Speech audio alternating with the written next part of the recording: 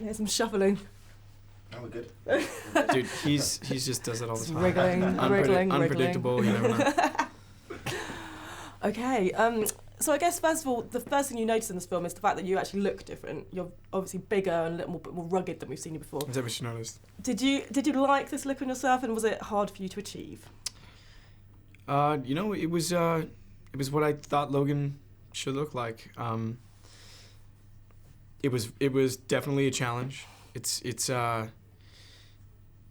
something I really put a lot of my kind of heart and soul into. Was the transformation for this role. So it's really strange to even kind of talk about it, but it was one of the hardest things about doing this character, for sure. And then obviously we see you do, especially at the beginning of the film, we see quite a bit of action. We see you doing some battle scenes and stuff. How was that for you, and how did you prepare for those scenes? It was unreal. We had basically everything was real that we were carrying. So we had flak jackets. We had real ammo pouches. We had the grenades were fake, but we had real A4s, or M4s, and it was. I don't know. I kind of black out when I go into those scenes, but I'm completely in it. It was one of the most fun things I've ever done in my entire life. It was kind of a dream come true. Absolutely. And did it kind of make you think? I mean, had you ever before really thought about what it would be like to be a Marine, to be one of these guys that does go out there? Did it make you? I mean, did you speak to people, and did it kind of make you think about that whole fact of going into war? Yeah, it did. I've lived my life sort of removed, from the war. I've seen it through a newspaper or through a TV screen. I've heard about it from people on the street or friends, but I've never actually met the Marines. I've never met the men that actually go out there and are fighting this war. And when I finally did, I was blown away. I was blown away with I don't know, their integrity, their poise, their ethics, their honor, and this was the moment that really turned the whole part for me. I wanted to portray them with the utmost honor and respect, and that God, it was one of the most fun things I've ever done in my entire life. And then obviously, like the heart of the movie is that it's a romance. Are these the kind of films that you like to watch, or are you one of those guys that kind of will say your girlfriend wants to watch it, but really actually enjoy them, or do you outwardly enjoy these kind of films? How do you feel about them? There's no one genre that I can completely write off that I wouldn't like. I've been to many romantic movies that I really love. I love The Vow. I love Dear John. I love The Notebook. I think The Notebook's it's a dang near perfect film. Seriously, I really, really enjoyed it. And I like good movies. If it's done well, then I buy it and I'm into it. I think that this is a fantastic genre, and I was happy that we got to explore it. We were sort of an underdog out there, and it made me incredibly proud. And there's a lot, obviously, also in the premise, there's a lot about Lucky Charms is like a big thing here. Do you have your own Lucky Charms? Or things that you have to travel with, or next to the Cheerios. No, I don't have a Lucky Charm. I can barely make it out the house every day with my phone, wallet, and keys. So, I'd say if I did have a Lucky Charm, it would be my family. Cool. Well, thank you very much. I just slowly got the joke of the Lucky Charms. We don't have them here. Watch Sever that my corner. eye on a. It's not really a good thing for a Monday morning, is it? We're rolling. Okay, so I guess first of all, what was the starting point for you for this story? Starting point was the Marines that came home from deployment. And I say that because I live in eastern North Carolina and we're surrounded by military bases. So we see these Marines, they go off and they come back and they're always changed by what they've seen in war. It's not an easy thing.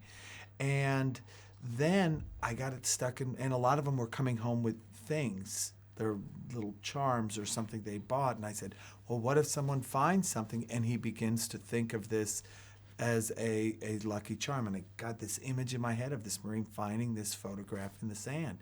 And from there, you just spin the story out in a way that seems interesting, right? In a way that I thought that people would enjoy. Did you speak to a lot of Marines during your research for this, or did you just imagine one scene in your head? I didn't speak to a lot of them. I know them. I mean, I speak to them regularly just because they're my neighbors. You see them in the store, you see them at church, at the school my wife and I founded. So they're part and parcel of the community. There was a neighbor that I talked to a lot about the Marine Corps, because you want to get everything right if you're going to write a story about the military.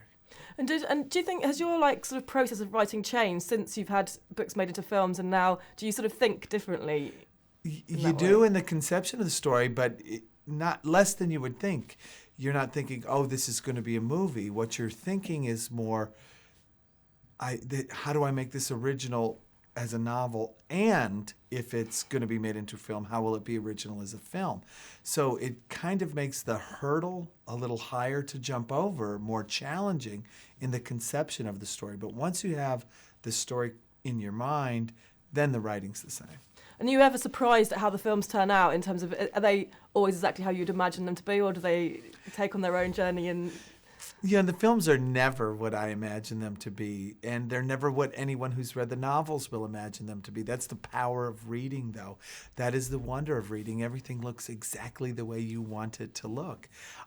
With that said, I'm thrilled with the way this film turned out. I've been thrilled with the way all the films have turned out. I think that's one of the great blessings I've had, is that they've all been very good. And what about Zac and Taylor? How do you think they took on these roles, and what do you think of their chemistry in the movie?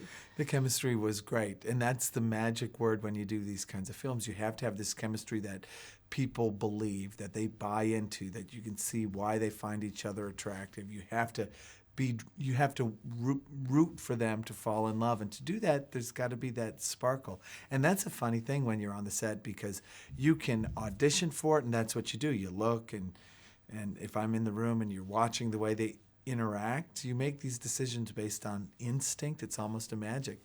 And you don't know for sure until they begin to make the movie.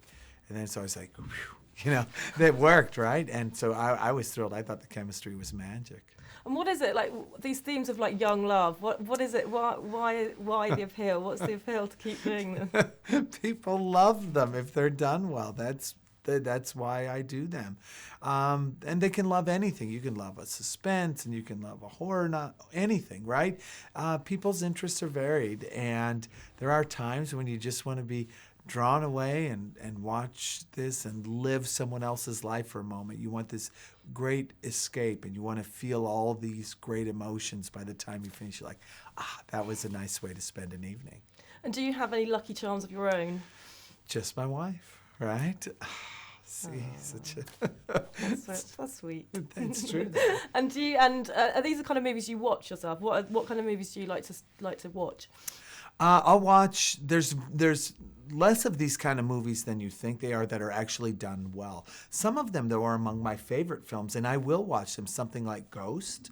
I think that's just great. Or Dirty Dancing, right? I mean, I'll watch that. I'll watch, my kids love A Walk to Remember. I end up watching that, and I know that's my own, but they love it. My daughters do. Seen Casablanca probably 20 times. Titanic I really enjoyed. So if they're done well, absolutely. With that said, look, I'm the first guy to say, look, I love Jurassic Park. I enjoyed Transformers. You get me a good film of any kind, and I'll enjoy it. Great. Well, thank you very much. Thanks. I'm romantic at heart. I need to lavish you with compliments. Those are really cool T-shirts. I love your name and name. Recent purchase. Yeah, it's very cute, very cool. Thank you. Oh, we're good to go. So I guess first of all, what was the initial draw? What was the one thing that made you want to take on this role? Well, I mean, it was such an honor to just be a part of this project from where I was coming from in my career, and that Scott gave me the opportunity to work on this. Scott Hicks, our director, was really so exciting, so thrilling. But, in terms of the character, I so responded to Beth. When we meet her, she's going through so much. She has so many guards up, and she's hard to penetrate, and she's hard to relate to. And we get to watch her kind of come into her own and learn to trust herself and find her own worth, and claim her own worth and accept herself for who she is, and believe in love again. And I think that's just, it's a gorgeous fantasy. It's like a fairy tale, but it's also very inspiring on a practical level for me. You know, that idea of, for her, it was so scary to trust again, and she did it. And then did you when did you know that you'd get the right chemistry with Zac? Did you meet him? Did you accept the role and then have to try and work out your chemistry together, or did you test together? How did that kind of come about?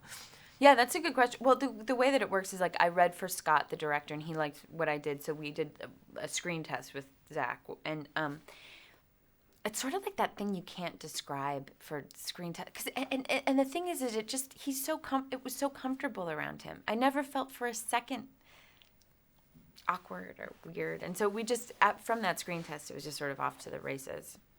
And then how did you develop that relationship, and how do you know, obviously on screen you've got to play a very intimate relationship together. How do you kind of make yourself feel comfortable whilst filming, and how does that kind of come about? It's kind of unconscious. You know, we were working together very closely on set, and we would hang out a lot after work. I mean, it just very naturally, just like a friend. You know what I mean? And that's when it works the best, I think, because you don't figure out how to have chemistry with your friends. You just sort of like to hang out. And so that actually, I think, is how it works. I wish I'd figured out that answer for a long time ago. That's what, because you don't try and have chemistry with your friends, you just do. And that's sort of what it was like with Zac and I, is like. And are these the kind of movies you like to watch? Do you like romantic films? I do. That's the thing. It doesn't fit with every other aspect of my personality, but there's this part of me that I love to go see these weepy movies, like with my girlfriends on the weekends, and just sort of sniffle in the corner. I do. I like it. It works for me. So to be a part of it was kind of, you know, wild and exciting. And do you have lucky charms of your own? Have you got things that you have to have travel with, or? It changes. You know, when I'm on a project, the script sort of becomes very important to me, and I sleep with scripts sometimes, and you know, do weird stuff like that. I can't let it go. But nothing consistently. It shifts my lucky charms. And then you've also got to work with children. Hang on, sorry, can you just want to... I did think there was a little bit of. Someone's dragging a baby elephant. Sorry. No, it's smart. Someone's doing wheelies outside the front of the hotel. There seems to be some... It always happens in these hotels. And quite often someone will start drilling through the ceiling, I find. And I'm like, I know, and it's like, please. What are you doing? Why do you do this on the day? Why right now? Yeah. We just stopped because there was some noise upstairs. Oh no! Hello. I'm sorry. Yeah, doing a good old. Right. No, don't worry. Oh. I'll let you have a little bit of your tea. Oh my gosh, it's coffee. It's like coffee? crack for me. I can't believe I'm drinking this, but yes, it's happening. Caffeine makes me go crazy. I can't do it. Yes. But sometimes in a good way. Yeah. Right. And also, what I was going to say was, you also work with children and animals in this film. I know. You know what's the most bizarre thing about, like, those were two of my favorite things. Those were I really enjoyed working with both Riley, the young man who played my son, and the dogs. The thing is that the dogs were so well trained. Like, I could depend on them to do exactly what they were supposed to do, more than I could even depend on myself, really, to hit my marks. They were so on it. And then Riley, the little guy who played my son, is so remarkable. And it's hard to take yourself too seriously when you have goofy little kids wanting to play tag and dogs sort of like just slobbering and wanting to play fetch, you know? So it's a nice counterbalance to the film. And the emotional stuff. And is this okay? Was that sound again then? It was a lot less... Was it? I could hear it now. Now all I can hear is like... That's background. fine. Okay. No, we're good. So it's now all I can hear. Very No, annoying. I will let you know. Don't worry. Okay, and then there's also lots of rain. There's always rain in these films, isn't there? There's always got to be rain. But this time it was a shower. Water. But there is a lot of water as well. Absolutely. I completely agree. There's a lot of water in these films. What part does the water... What is it about water and emotion and romance? Why do they all have... I don't know. But it certainly ups the ante when there's water coming down on you.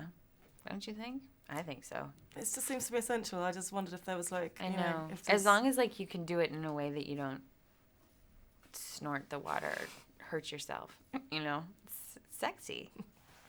It's hot. And when the water's warm, it's nice. Oh. See, I'd imagine they're just chucking cold water. You're like, No, oh, it's delightful. they look after you. Yeah. Well taken care of. Okay, Thank you I'm so much. confused Such now. a strange interview. Catalyst for the film. Well, I was sent the screenplay by Warner Brothers and Denise Denovi, and the thing that really sort of hooked me in was the premise of this story. This Marine who finds this photograph in the desert, this young woman who he comes to believe has saved his life. And when he goes home and he finds he can't fit in, he sets out to try and find her and thank her for rescuing him. And, this is a great setup for a love story, for a romance like The Lucky One. So that was what hooked me at the outset. And obviously in a film like this, the of utmost importance is getting the chemistry right between the two leads because they are the film.